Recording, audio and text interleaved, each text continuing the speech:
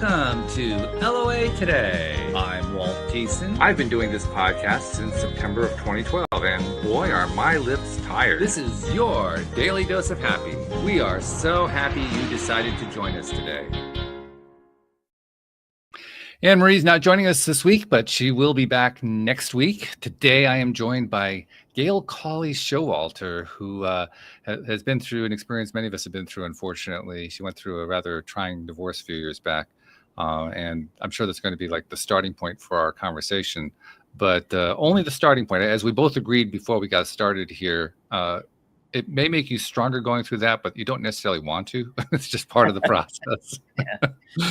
Yeah. But it does make you stronger. I mean, let's be honest. It really does. I mean, you learn skills, you learn things, you make changes. I mean, you made some really interesting changes, Gail, to your life. I mean, you became a Braille teacher. I'm not even sure where that came. Give us the story. Give us like the backstory here. What actually happened? It depends on which story you want to start with. Well, that's up to you. You thread it together whichever way works for you. Yeah, okay? I had 3 children. I had a great life. Everything fell apart. And I had to go back to school again. And I did that with 3 children. And that's when I started writing articles to try to inspire other women to do things you don't think you can do. Yeah. And, that's what I think Eleanor Roosevelt said, do those hard things you don't think you can do. That's right. Yeah. And so I did that. And ultimately, I was recruited after many attempts to get a different job. I was recruited to be the teacher of the visually impaired for 2 school districts. They had created a co-op supported by the state of Texas at the time, and I wasn't certified. So some powers that be made it possible for me to teach without this certification, go back to school again, learn Braille, not tactily, but visually, and become a teacher of children who were blind or visually impaired. And it was quite a trip. Let me tell you, I don't know how, I think it's this way nationally, but I know it's this way in Texas, that all the students who are Braille readers have to receive everything in Braille that the other students receive in print. Wow, that's a challenge. So yeah, if they have a worksheet, the student has to have a worksheet. Somebody has to produce that material. Now, that is another trick, because now back in the day, before I came along, you did everything manually on manual Braillers. Now, thank goodness, we've got electronics and technology, and we've even got readers that you can put text on a reader. It'll read it orally, or it'll translate it to Braille and produce it, which is wonderful. Oh, yeah, that's a nice shift. Yeah. Mathematics, however, is called the Nemeth code, and that's a whole different ballgame. So, yeah. So we had students doing that as well. And I got to work with the students and got to know their parents very well. And to this day, 3 of those students and I continue to communicate. Of course, these are grown women now, but yeah, one of them has a PhD, and from from the University of Texas, and one is working on a PhD at Texas A&M. Another one is a mother, and her son inherited the gene, and he's blind as well. And so I keep in track with these women, and it's just been an unusual career. Yeah. I love it. I have some great stories that I've written up and tell about those years and things I learned from them. Yeah, I'm sure. Yeah. So, well, it also sounds like one of those stories where not only did you have a successful career, one that you enjoyed a lot, but it was at the same time, it was challenging, because it sounds like a lot of it you kind of had to invent as you went along. Am I wrong about that? Oh, yeah. There were nights at 8:00 at night. I would be up in a building alone trying to put a motherboard together with a person on the phone telling me what to do, because this was the new, it was the beginning of these technologies, and not very many people knew how they worked. Yeah. So Yeah. it was, And I it was sympathize. challenging. It My was challenging. background is IT, and I was an early IT adopter, and I know what it was like to be an early IT adopter at that time. So yeah, that was a challenging time to do it. It was. This was, Yeah. ooh. Now, as I understand it, most of the students have what they call these little, they're about like this, these little braillers. They're Hmm. electronic. The buttons are electronic. Oh, But even okay. keyboards like this computer, you have refreshable braille strips Oh, okay. that they can read. And then when you Whoops, we just lost her. Probably had a little bit of a challenge at her end, so we'll let her reconnect here. But that's a fascinating story that she was starting to tell us. I'm looking forward to hear the rest of it. Here she comes. back, I don't know what happened. I got to stop using my hands. So yeah, Well, blame your hands. Why not? the technology has improved things a lot. Yeah. Well, that's part of the fun around here, because technology still challenges us to this day. I mean, this is not what just happened there. That's not all that uncommon. I mean, not so much being knocked off, but we've had incredibly crazy things happen. We've had shows where I had a lightning storm in the middle of the show, and I got knocked off the show, and my co-host had to take over in the middle of the show. I mean, all kinds of stuff has happened. So, par for the course. Yeah, we had a very bad thunderstorm here this morning. I'm glad it's not happening right now. Yeah. Yeah. Yeah, well, that's the beauty of technology. One of the things that I love to say about technology, people get frustrated by computers, by handheld devices and so forth. And I like to point out that the most amazing thing about them isn't so much how often they fail; it's how often they work. I think so. To me, I'm still a kid. I'm fascinated that I can go to a little device and ask any question I want and get an answer. I know. I'm old enough to remember card catalogs. Yeah. Oh, yeah. This is pretty neat. It is. It is. And in fact, listeners know I'm working on a project right now. I've gotten very interested in artificial intelligence, and I'm working on a project right now trying to create an AI that runs locally on my device rather than up in the cloud, so I can have more control over it. Good luck. Let me know how that goes.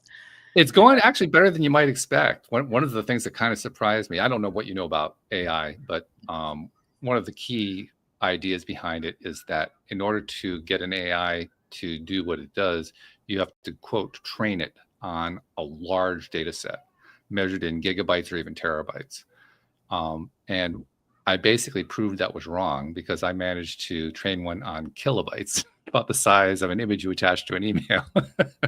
Okay. And it actually functions. It actually is able to carry on a conversation. So basically disproving a lot of the stuff that is expected to be true about it. But AI is fascinating.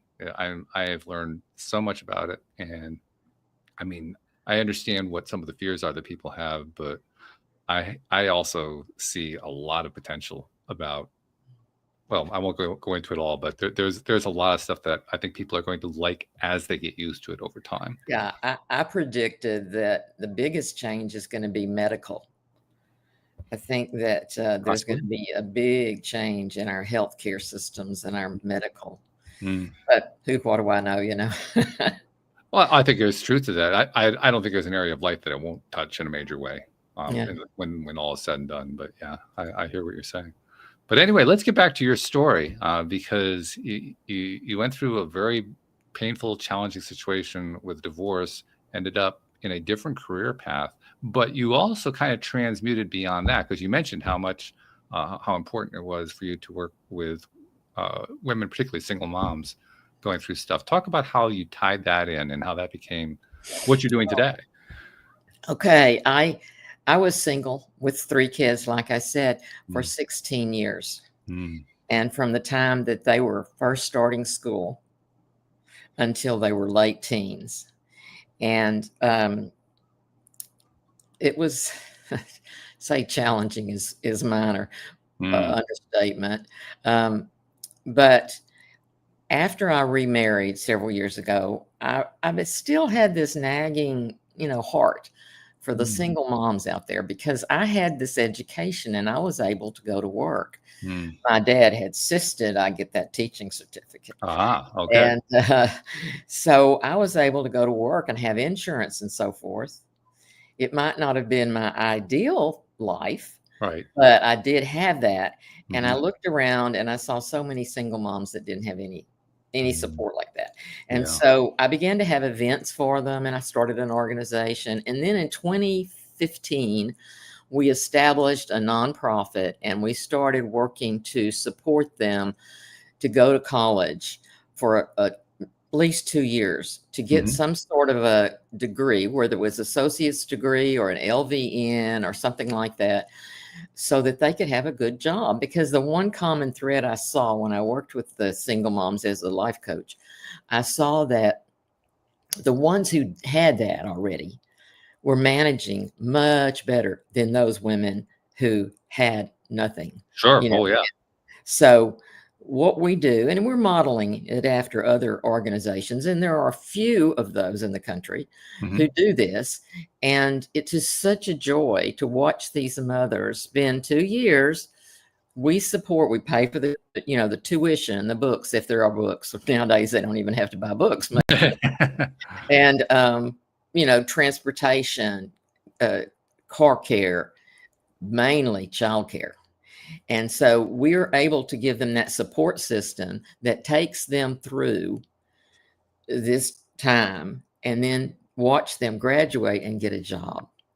Now, we have a police officer, we have a social worker, we have a radiologist, we have dental hygienists, we have 2 licensed vocational nurses, 1 registered nurse, 1 Mm. social worker. It's just marvelous. I tell Yeah. people the neatest thing is watching the 2 generations, because the children are affected too.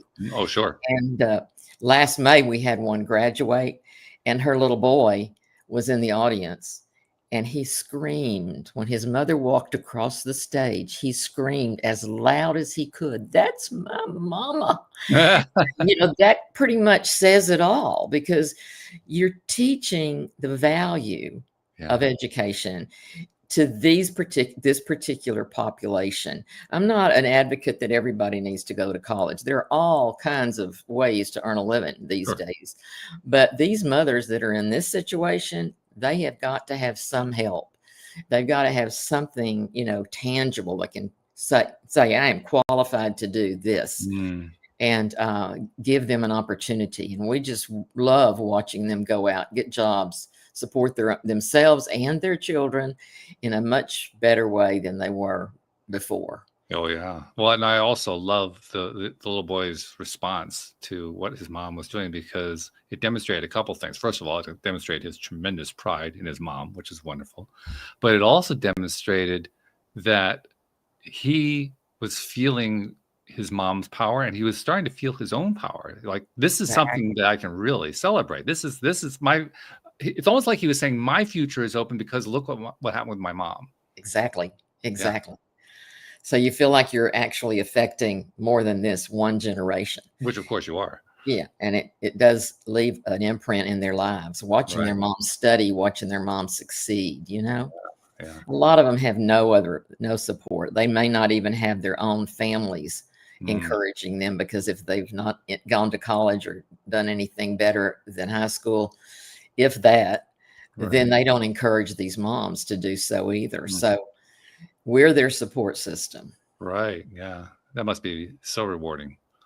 It is. Yeah. Yeah. So, okay. And tell us about you mentioned the nonprofit, but tell us about the nonprofit. Well, the name of the nonprofit is Single Moms Empowered, with a capital ED. Single Moms Empowered. It's online. There's a Facebook page that links you to a website, and there are applications there. And of course, we function here locally, geographically, in Southeast Texas, because we have a university here and we have several state colleges here that they can attend, and a technical college as well, where we have several moms have gone there. One that became a police officer. She got that training at this college, this Lamar Institute of Technology. So they're all very substantial, well accredited colleges and universities. So they have that option to be here. Now, if anybody is listening and they want something like this where they are, let them, contact me. I'll see what I can do to help you out. I have a connection to an organization that gives grants to women who need college education. And I like to talk to people about the possibilities of replicating this kind of a nonprofit. Is there a website? Oh, yeah, I have a website, and my website is gailshowalter.com. Okay. I have a blog as well, which can get you there. I'm on everything, LinkedIn, YouTube, Instagram, you name it. But the organization's website is easier to get to if you go through Facebook. Oh, okay. So look up, give us the name again. Single Moms Empowered. So look that up in Facebook. Uh-huh. Okay. All right. So that's where we can send people for that. And with the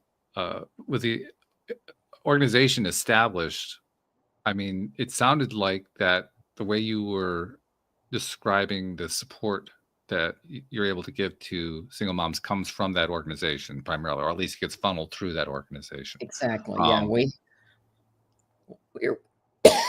excuse me, we are able through, very seldom do we have to have fundraisers, but we do have what we call bingo fundraisers once in a while. Excuse me. Sure. Take a moment there. Get yourself well hydrated. I know what it's like when you're on a show in the middle of the show and the voice just doesn't want to make any sound. It just doesn't want to do it. It's supposed to dry up. Yeah. And so we are careful with our money, but we're able to, we have 3 in college right now, I believe. And, if we need to, we're going to keep on going with more and to keep them going. And, they each one get a mentor, somebody that communicates directly with them, keeps us aware of what their issues are, what they might be having a problem with. And we don't do a cookie cutter type thing. Everybody's not the same. Everybody doesn't have the exact same needs. Right. Some people don't need childcare, and some people need lots of childcare, depending on the number of kids they have. And so most of them have 1 or 2 children, but we did have a mom with 5 children, and she got her nursing. She got her licensed vocational nursing. It was difficult for her, but she did it. Yeah. I would imagine too, for a lot of these women, since what you're describing are women primarily who do not come from means, they don't have the background that has encouraged them to get an education, all that kind of thing. I imagine that when they come through and they're able to get that degree and they're able to establish that new career, I imagine it does amazing things, not only for their self-confidence and self-esteem, but also their ability to interact with their children, with other people in their lives. I mean, I imagine it shapes their entire being just by doing that.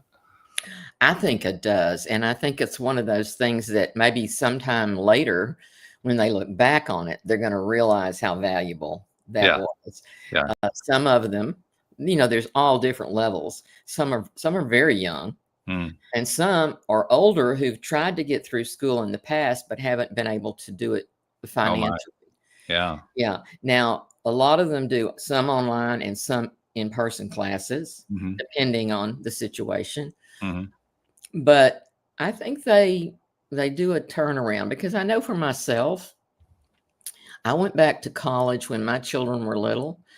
It was an adventure that I did deliberately. I needed it, but it turned my level of confidence around. The fact that I could do this, that I could make it happen, even though it was a step-by-step process. It didn't all just come together at once.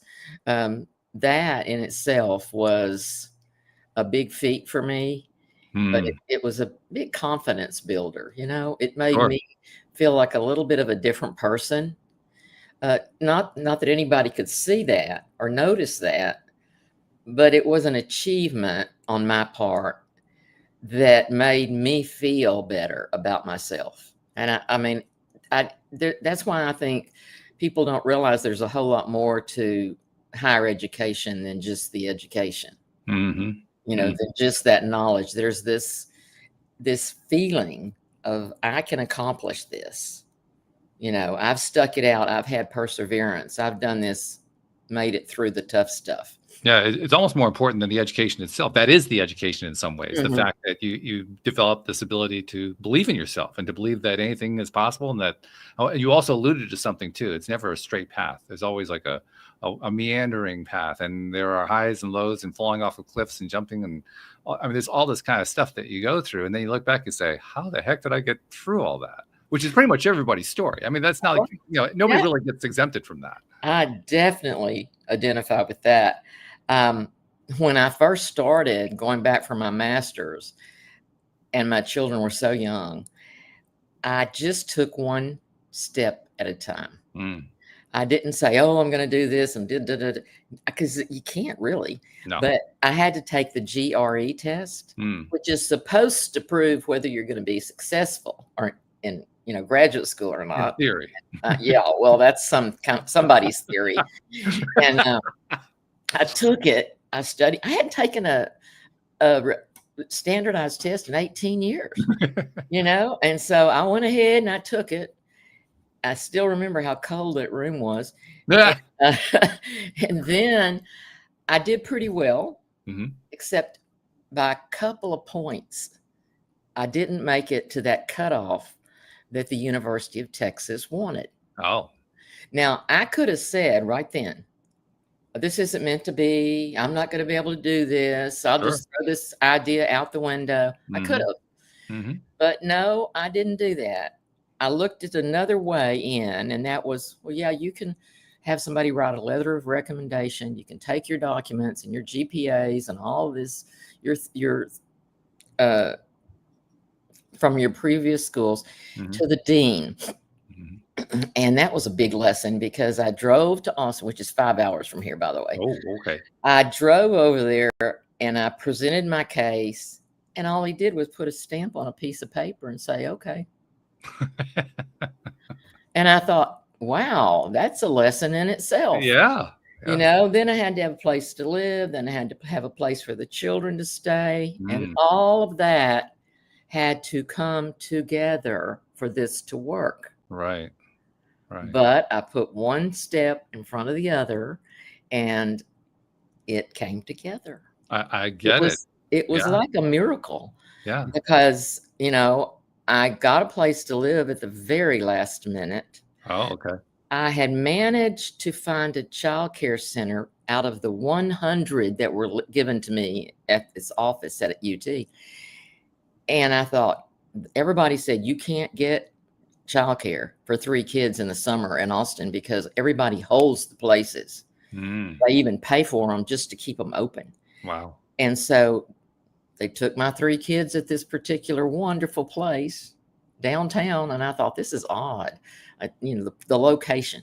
So then I learned there's this spider web across Austin, across the whole campus. That's a huge campus. And there's a shuttle bus that runs because parking is nightmare. So we were able to get on that shuttle bus half a block from our apartment.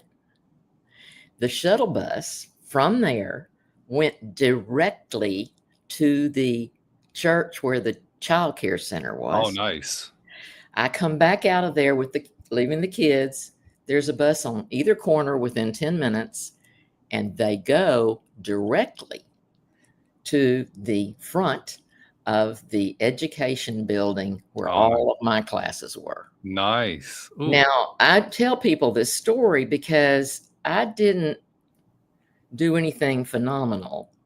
I did, have faith it might work out. And I did take one step at a time and another and another. And I didn't just throw in the towel and say, oh, this is too hard. I can't do this. And it worked out. The next year I was able to get in family housing and we eventually graduated. That is fantastic. Kids put a sign on the back of the car, a big poster, and it said, let's see, hooray, hooray, we're so happy today. mother graduated from UT. Wow. And it was, for them also Yeah. an example of fortitude, Yeah. taking it on, doing the best you can do with what you have. Yeah. Wow. That's fantastic. It's another example too. I mean, your own story is an example of what happens when you have a positive impact on your own children because of what you're doing. Yeah. Yeah. They say they listen more to what you do than what you say.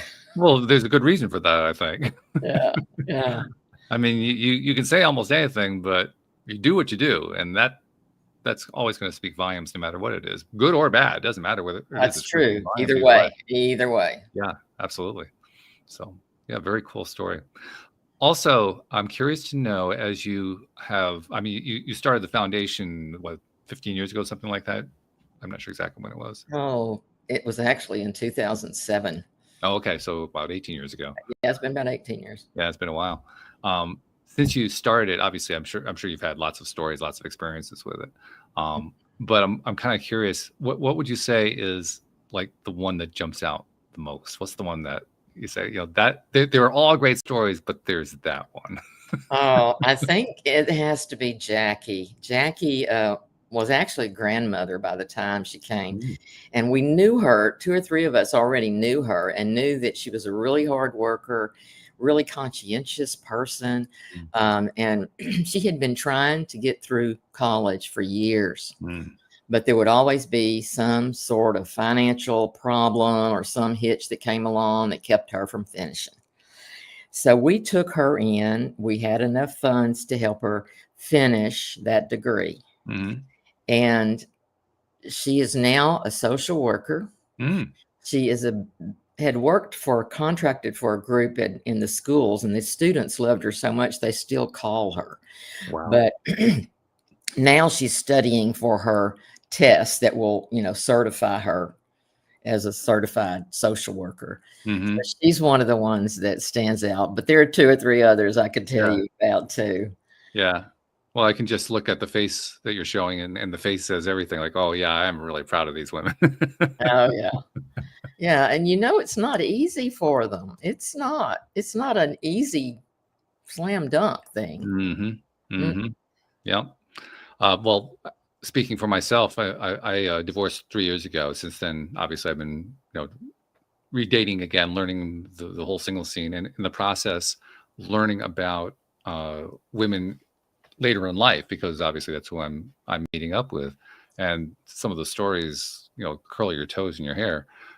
But I'm also fascinated by who the women have become, and it's different in every case. I mean, people respond differently. Some people grow, other people don't grow as much, and that's just part of the way it is with the human story. But the ones who have grown in the various ways that they've grown, it's amazing what kinds of strengths they were able to demonstrate along the way. And the thing that always gets my attention, I mean, you kind of alluded to it for yourself.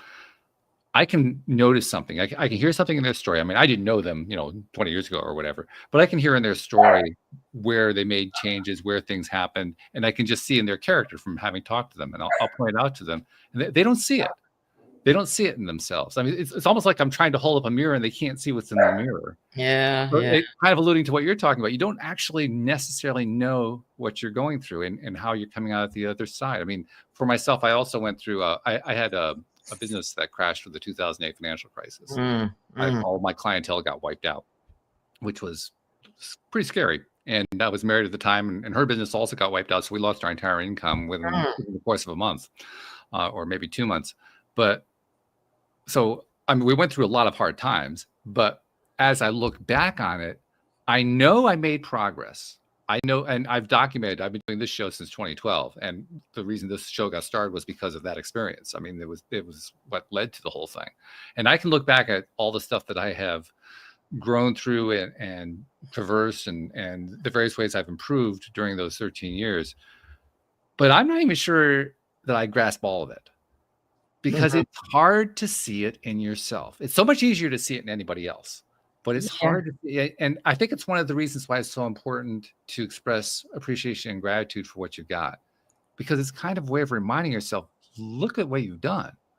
Yeah. Look at what, take the time to appreciate what you've done. Some of the stuff that you've done, you shouldn't have been able to do it, but you did it anyway. You know what I mean? Yeah. I mean, sometimes I do look back at that college experience and think, gosh, I did that. Mm. Mhm. But yeah, I know what you're saying. And there are days I pinch myself and say, life is great right now. Mhm. It's really great.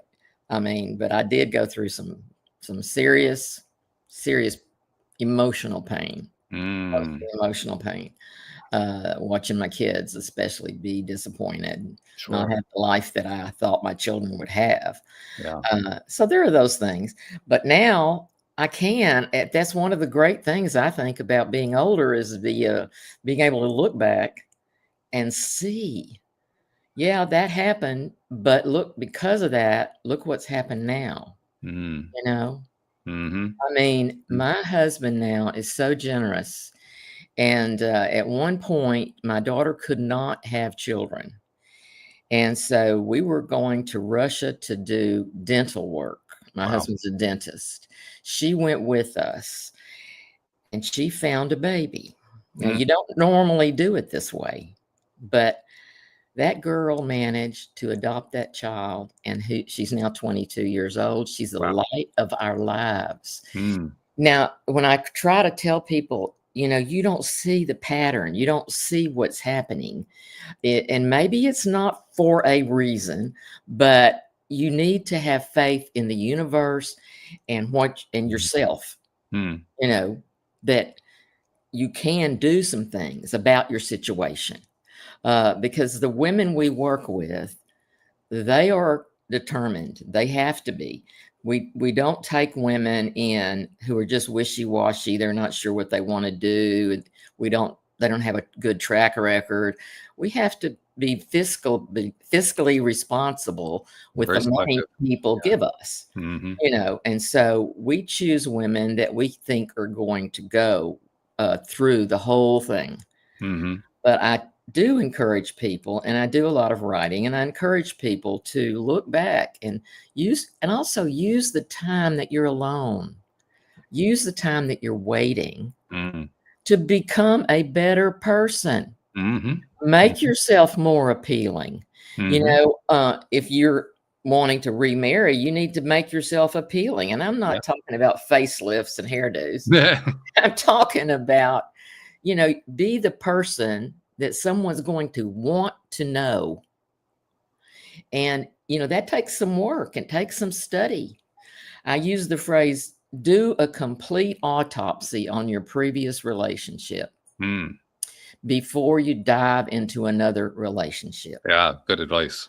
You Yeah. know, you got to think about it. My husband left with another woman and it was very, very difficult. Ugh. But I had to recognize maybe I hadn't made the right choices. Mhm. Yeah.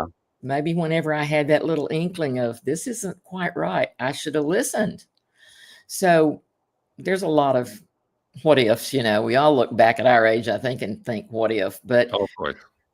I do think there's some value in appreciating where you've come from and what you And I'm totally on board with you about the value of working on yourself. I mean, I've made a point since my divorce to do exactly that with myself. And even as I'm meeting women, it's one of the things I look for. And when I encounter a woman who is actively working on herself and is demonstrated that she's working on herself, from my perspective, that makes her really attractive. I Yeah, don't care what she looks like. The yeah, fact that she's doing that makes her look really attractive to me. yeah. Now, if she also has a look that's helpful, but, I'm not gonna say that that's a bad thing, you know, but when I see somebody who's really doing the work, I mean, it takes a lot for me to say no. Well, but I think we negate how appealing that is. Mm, You have the law of attraction. You're attracted. You're yeah, attracted to people. If you want to be a certain way and develop something about yourself, as the Stoics would say, then you have to do the work. mm, And you're attracted to people who are doing it. yeah, I'm attracted to certain people, and there were definitely men I was not attracted to. mhm, And when I look back on that, I can see why. sure. Oh And yeah. I'm, very fortunate. I'm very happy now. My life is fabulous. Well, But, congratulations. the pain and the scars are there. Hmm. Uh, but that's part of life, isn't it? One of my co-hosts is a gentleman who he had a gambling addiction. He worked for his family's insurance company, but hated the business. Ended up stealing from the company to go to Vegas to gamble all the money away. Ended up going to Mhm. jail over the whole thing. Went through all kinds of really terrible times. Came out the other side. Not only learned about law of attraction, he became a therapist and a life coach. And today he's got this thriving practice, and he has helped all kinds of people. I mean, the stories that have come out of him have just been unreal. But he also has a really interesting perspective on all that. He says he wouldn't want to go through any of it again, but he wouldn't want to trade any of it either, Yeah. because it was the best thing that happened to him, was to go through all that stuff. That's where he grew the most. That's where he gained the most. That's where he learned the most. And that's what enabled him to have a life that he has repeated over and over again. He says, if I had tried back then to envision the life that I have right now, I would have said, you're crazy. That's just not going to happen. But it Right. happened.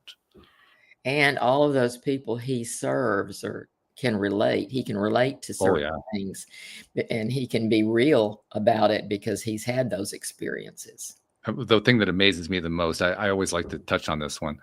He didn't do this intentionally. He kind of was drawn into it, but he ended up working with young boys caught up in the foster care system.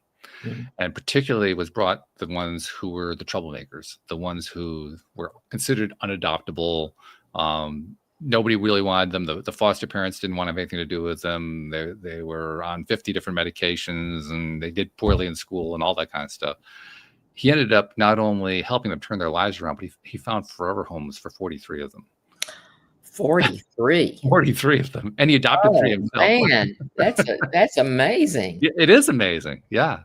And Oh, well, not only is it amazing, I don't know how much you know about the foster care system. It's actually life-saving, oh, because yeah. if a child goes through the foster care system and is never adopted, it's almost 100% that they're either going to be in jail or dead by the time they're in their mid-20s. Oh, So it was literally life-saving for those 43. gosh. That's a fabulous story. Isn't that something? Yeah. Yeah. You can see why I want to keep mentioning it. It's like, oh my God. Right. It needs to be mentioned. Yeah. That is amazing. Yeah. Really impressive. And his story is also similar to yours in that he strongly advocates not only using law of attraction, using universal law and so forth, but taking action. And you were all about taking that one step at a time. It's exactly the same kind of message he talks about.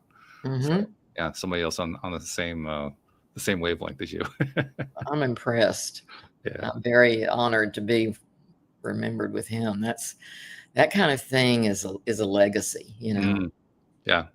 And it's funny too, because the way it happened was by accident. He was building well, first of all, after he started to turn his life around, he ended up creating not one but 2 clinics treating people who have gambling addictions, which, if you think about it, is actually really hard because they don't have any money, so there's no way to pay for the clinic.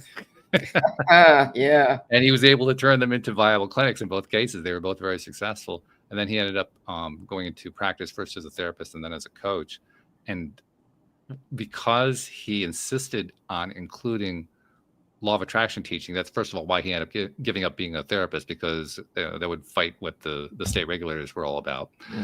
But he could be a life coach without getting Exactly. there. Okay, he went ahead and did that. And it was because he was teaching that he was considered to be kind of way out there. And he became a life coach even before life coaching was a thing. Nobody was really calling it life coaching at that point. But he becomes a life coach and introduces himself to the social workers and the therapists and the psychologists and the psychiatrists and all the people in the mental health field, saying, I'm doing my thing here. And they're the ones who ended up saying, well, why don't you send Joel, that kid we can't do anything with? I mean, we've given up on him anyway. Maybe he can do something with him. And Joel would just have a regular conversation. One of my favorite ones, he told this story many times on the show. We renamed the kid Marcus. That's not his real name.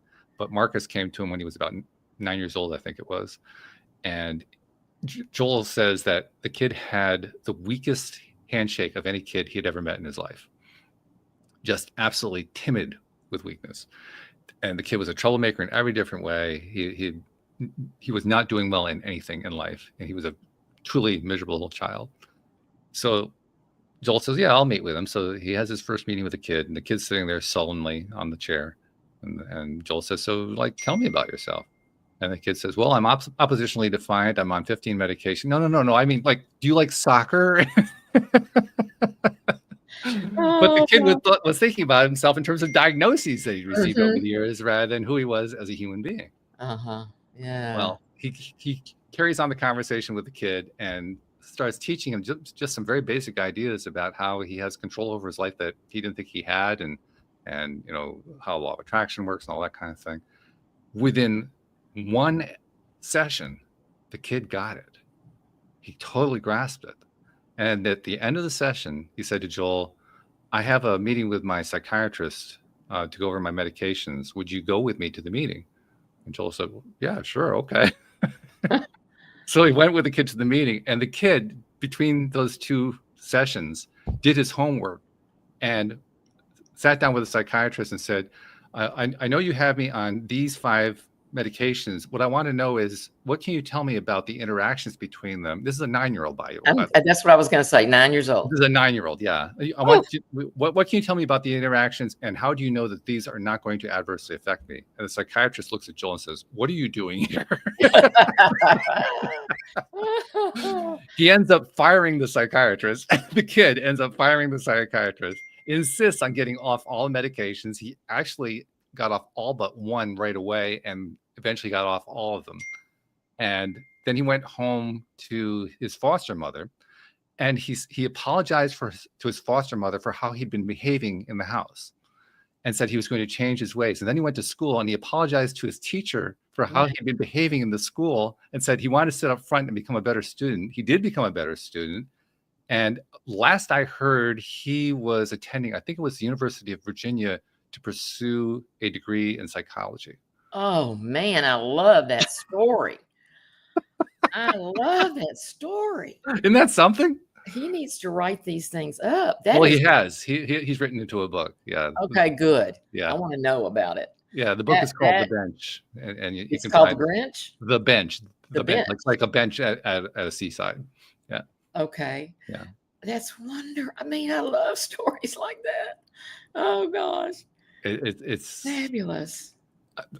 It's just a way. I mean, the reason I bring all that up is it's a way that I like to zero in on. Yeah, we go through hell in our lives, and most people do. Let's be honest. There are very few people who have a nice, easy path. We go through various kinds of hell, but how we come out the other side, it shapes us in ways that we just don't necessarily grasp.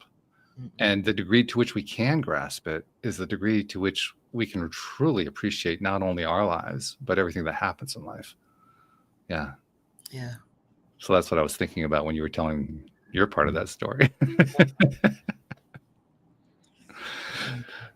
So where do you see yourself, say, a few years from now? I mean, are you trying to grow the foundation, or what are you doing? I don't have to do much. They have a wonderful board. The board manages the organization, and they do a great job. I'm just doing a lot of writing, and I just want to continue that and be well. Still be vertical. Yeah. 10 years from now. Oh yeah. Be, long life. Yeah. Yeah. Well, an active, healthy life is the way I like. Yeah. Yeah. Yeah. There's no point in doing it any other way.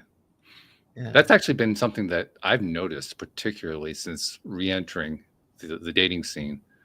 It's kind of been a bit of a shock just how many people in our general age group who haven't been taking care of themselves. I mean, it's quite overwhelming. I was at an event about, I'm going to say maybe a year and a half ago, something like that. It was a singles event. And during the conversation, there were probably, 25, 30 people at the event.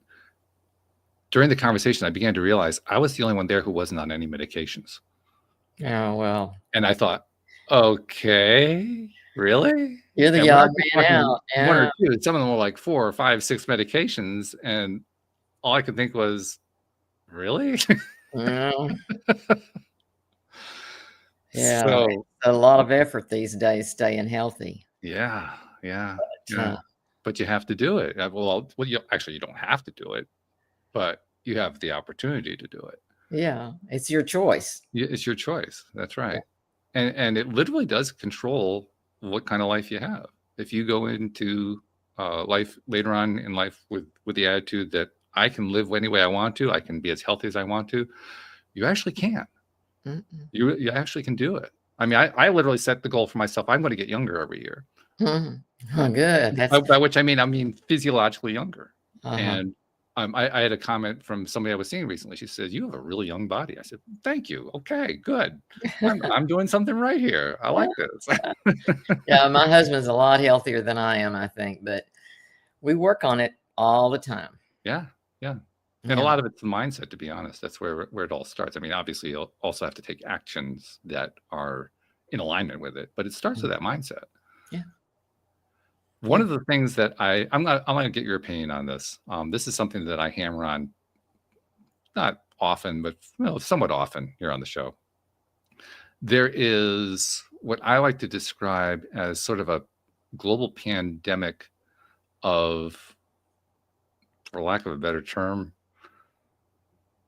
victim psychology. Ah, yes. There are a Yeah. lot of people, I would say the overwhelming majority of the population, who would one way or another think of themselves as victims. Yes.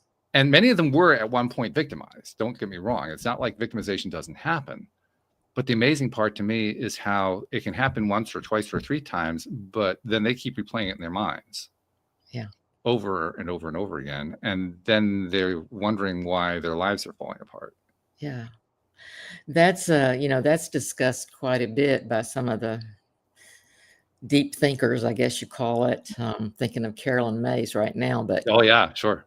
yeah, that victim mentality. Right. Now, I've had that especially the first couple of years. And then, like I said, going back to school and doing all of that helped me to get out of it. Because when I identified, I knew I didn't want to stay there, but it was sometimes pretty tough. Yeah. But yeah, and I see it in grown children. Sure. I see it in people that I'm associated with, or poor me, or and I think, oh dear, you're not going to get past this because you're already X number of years old, and this is not going to change. Your life is not going to change unless you do something differently, including it starts how you think. Right. Unless you think differently about yourself and your life. Exactly. And what you can do about it. It's the old serenity prayer thing, do what you can, change the things you can. And be willing to. And I think it's probably the most important piece right there. I mean, I know of a story about somebody I'm aware of who he's a man who is in his late 50s, I think, something like that. But he was one of these guys who never really quite grew up. And Peter Pan. At one point, he was in an argument with I believe his adult daughter, or with her husband, or something like that. And during the argument, people get all heated during the argument. They say all kinds of things. And one of them said to him, "Oh, you're such a child." And he says, "Well, of course I'm a child." Like, what? The last thing they expected him to say. Because, but it shows how somebody can have such a mentality that they carry on over and over and over again without challenging it, without being willing to change it, that literally they can blunder into uttering a truth that everybody kind of knew it, but he actually admitted it, under the heat of battle, so to speak. The truth came out despite in a big way, huh? Yeah.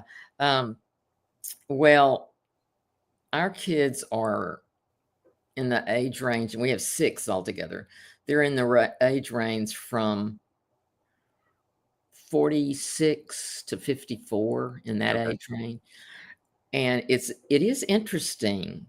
The ones that are so mature and taking care of life and living life on life's terms, and the others who've struggled, but maybe they're there now, but weren't there for a long time.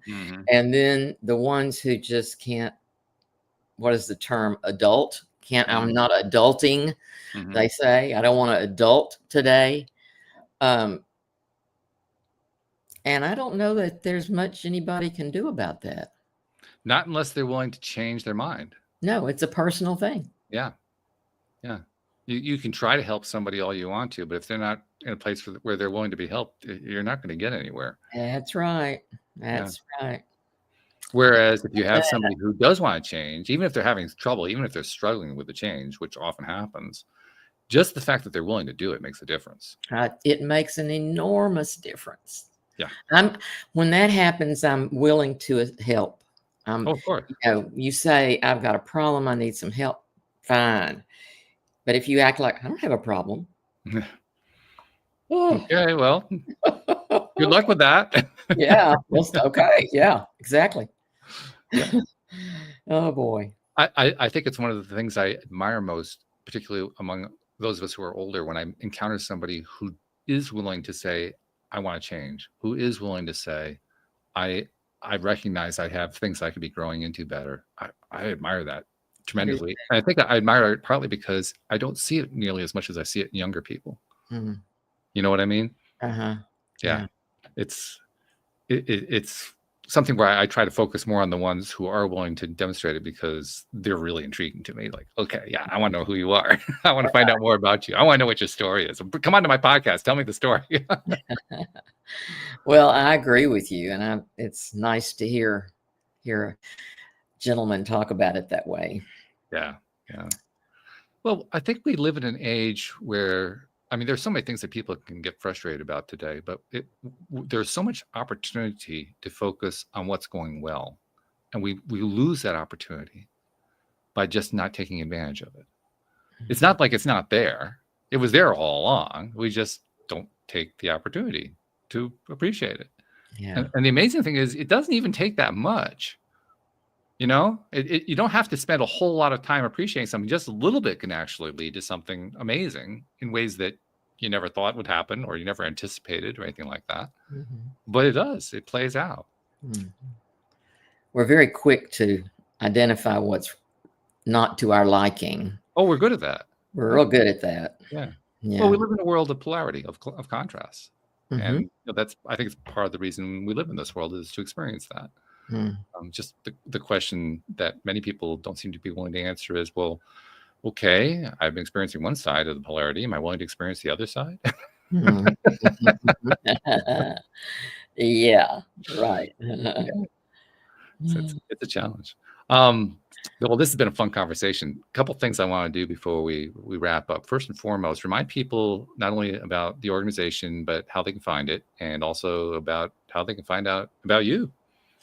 Well, the organization is Single Moms Empowered. I suggest going to Facebook first, and on that page, you'll have a link that'll take you to a website, I'm pretty sure, which will, if you're interested and you live in this area, you're interested in application or any other kind of information, you'll find it there. Mm-hmm. You can find me at gailshowalter.com, and it'll take you to everything I've got. I mean, I give away some articles that are pretty fun to read. Good. And you can find those on, it's called, the tab says freebies, and you can go in there and download some stories. I have a book that's just come out, and it's called Living, Learning, Loving. And we didn't talk about that. Give us a little bit of it's about 12 chapters of inspirational stories, encouragement on the path of motherhood, and starts out with the value of solitude. And it goes through 12 chapters. The last chapter is what all I learned from teaching children who are blind. And so there's some fun stories in there. Every chapter has a personal story. And at the end of the chapter, it has thought-provoking questions, things to make you think, make you grow.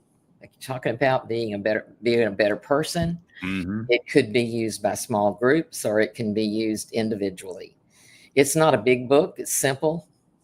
I'm transparent. It's just a book of stories about my life that I think help other women, and especially, but I've had a couple of men being pretty impressed with it too. So, yeah. Well, that's the nice thing about stories. Stories are universal.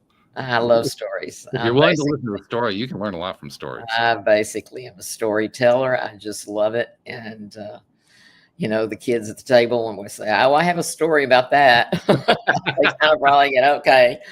But, yeah, you live as long as I've lived, you have some stories. Well, I think you've probably gotten the sense that that's also one of the driving forces here on this podcast. We love the storytelling. Yeah, And and one I of our like favorite things is going down rabbit holes, because rabbit holes have the best stories. yeah, they do, don't they? They They really do. Oh yeah, yeah, that yeah, is true. yeah, So you've got a good podcast going. thank you. Appreciate that. That actually leads me to the final thing I like to do with every podcast. We were talking earlier about how, there was a time that we can both remember where the internet wasn't available, the modern devices weren't available, all the things that we can do today weren't available. And since they became available, since we all entered the 21st century, the way that we think, the way that we interact, the way that we do our stuff is quite different. I mean, you were mentioning you're on Instagram and LinkedIn, and I don't remember what else you mentioned, on YouTube. You're on a number of different places, and most people are, especially if they're sharing a story like you do. And as a result, we are heard and watched and read by people that we never meet, never see, we don't know. I mean, sometimes we actually get the privilege of meeting them and finding out about them, or hearing a story, or getting an email or something. But a lot of the time, we don't know who they are or what they're doing or what they're picking up from us, but they're picking stuff up from us.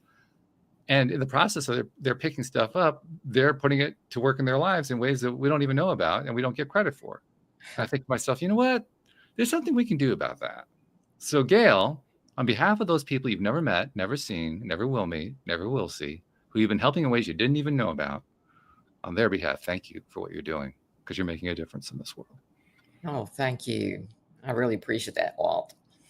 We appreciate you too. Thanks for sharing your story today, and keep doing what you're doing. You're doing good stuff. Anytime. See you someday soon. Sounds good. And thank you to our listeners everywhere. We'll see you all next time here on LOA Today. Goodbye, everybody.